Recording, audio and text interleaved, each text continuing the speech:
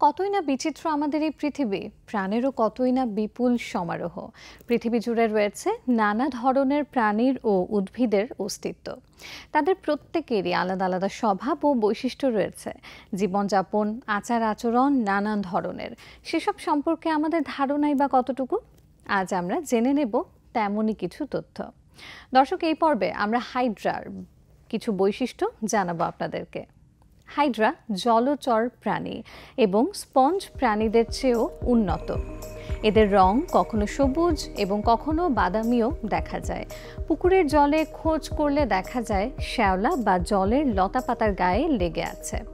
Hydra খুব বড় প্রাণী নয়, 1 ইঞ্চির বেশি লম্বা হয় না।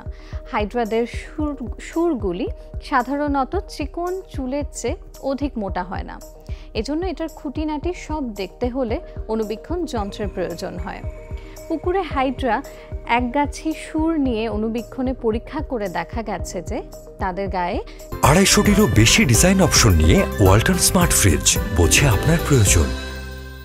গাছের মতো কতগুলো উঁচু উঁচু শেকড় থাকে, এগুলোতে একরকম বিষ পূর্ণ থাকে এবং তাদের মধ্যে হাইড্রারা একরকম সরু ফাঁস ঘড়ির স্প্রিংয়ের মতো গুটিয়ে রাখে। এই ফাঁসগুলিও নলের মতো ভেতরে ফাঁপা। এই কোষগুলো 1 ইঞ্চি লম্বা হতে পারে। এত ছোট কোষের মধ্যে যে সকল ফাঁস লুকানো থাকে, হাইড্রার শুঁড়ের গায়ে